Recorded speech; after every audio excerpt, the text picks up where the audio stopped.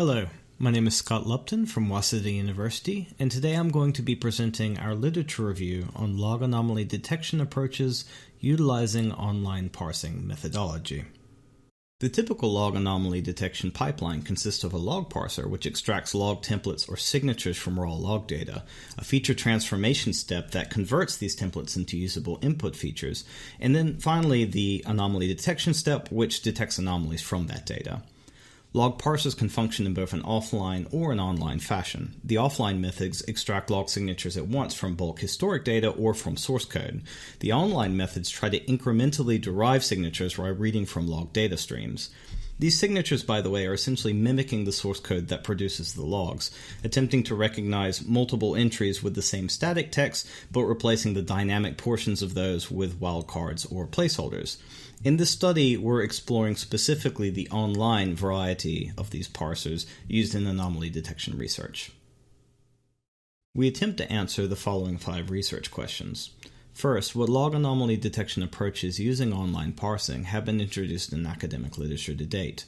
Second, what tools and frameworks exist to assist in the comparison and benchmarking of these methods? Third, how are extracted log templates translated into useful input features for anomaly detection models? Fourth, what real-world use case studies have been performed on these techniques? 5. What gaps exist in current research on online log anomaly detection methods, and what suggestions can be made for future study and exploration?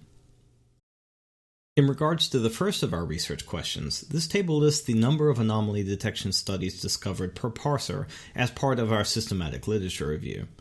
BGLPA represents the parsing accuracy reported per parser against the BlueGeneL supercomputer log dataset, and average PA is the average reported PA across all of the 16 public log datasets available on LogHub.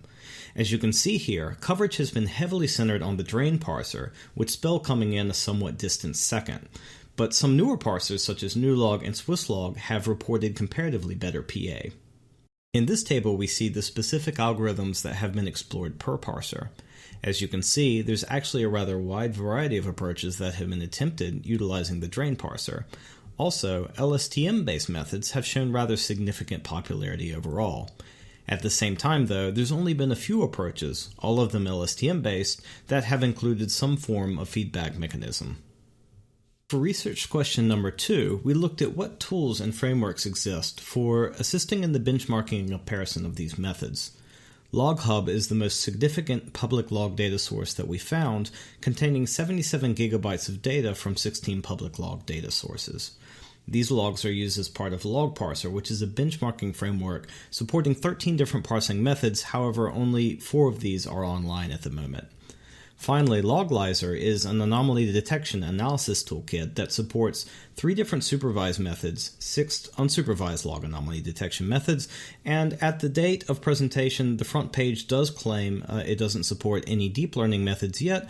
However, looking at the source code, there is an implementation of DeepLog, which is LSTM-based, that is available in its model files. This, however, hasn't been included yet into the benchmarking scripts, so may or may not be ready and is still a work in progress. In regards to feature transformation, probably one of the most significant points of deviation amongst these methods is what to do with the dynamic portions of the logs that are discovered as part of the parsing process.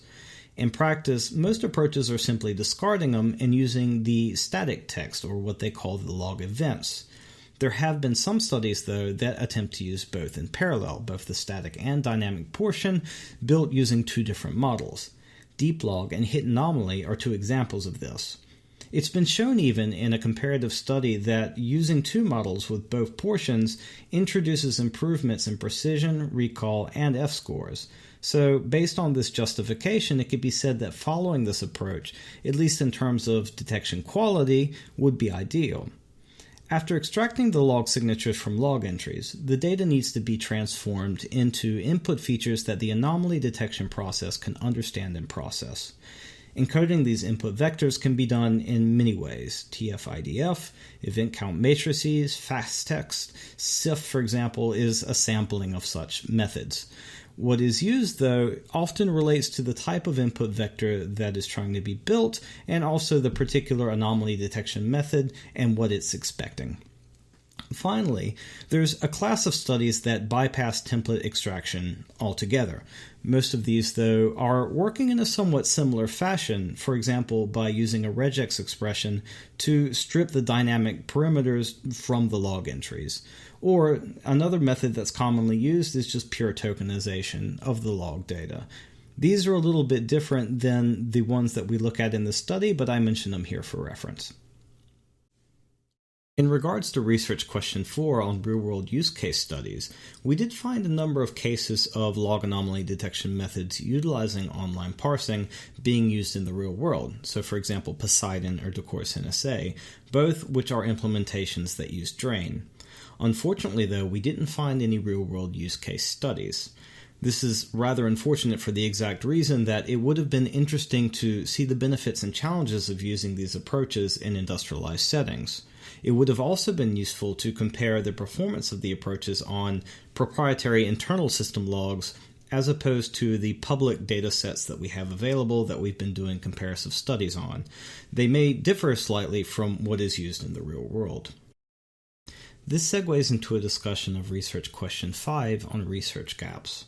As discussed earlier, there's been a variety of anomaly detection approaches that have been explored, but these have mainly been centered on utilizations of Drain or to a lesser extent Spell. Other promising methods such as NuLog or Swisslog, for example, haven't benefited from the same levels of research saturation.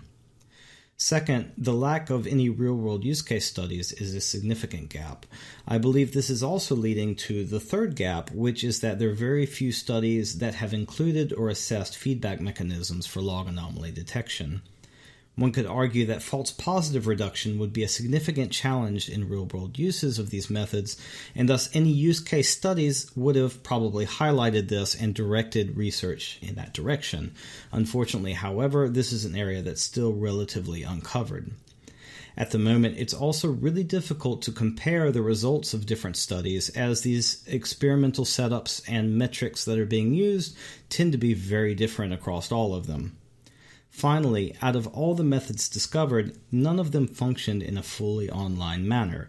At minimum, all log anomaly detection methods presented require some sort of offline training step. None of them have shown the capability to train themselves or improve or function completely online. In conclusion, I'd like to present our suggestions for future study and exploration. First, it would be useful to extend the currently available benchmarking frameworks to perform an up-to-date comparative study on log anomaly detection utilizing online parsing. We could do so with identical logs and metrics, and as part of this, we could even compare the same anomaly detection algorithms using different parsers to see how their performance changes. This is something that hasn't been covered in research to date, and I believe would be a very interesting approach. Next, it would be informative to select amongst some of the more promising of these log anomaly detection methods and perform a real-world use case study to assess the benefits, the challenges of these methods in industrial settings. As mentioned earlier, the lack of these studies is a significant gap in modern research, and having this sort of data available could prove extremely beneficial in directing future research and exploration.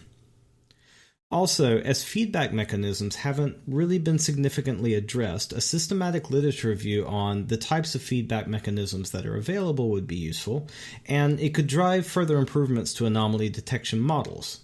Comparative studies on these feedback methods could also, of course, be a future step. Finally, developing a fully online log anomaly detection method, one that doesn't rely on offline training, for example, would be a significant research milestone.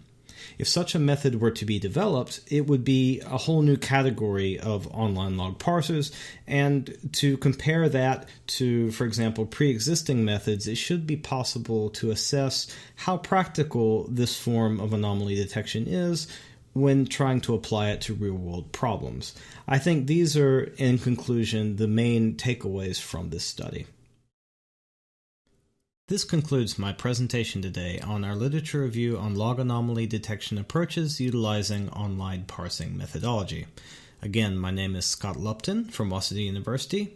Thank you so much for your time and attention, and I hope this has been at least somewhat informative. Thanks again and take care.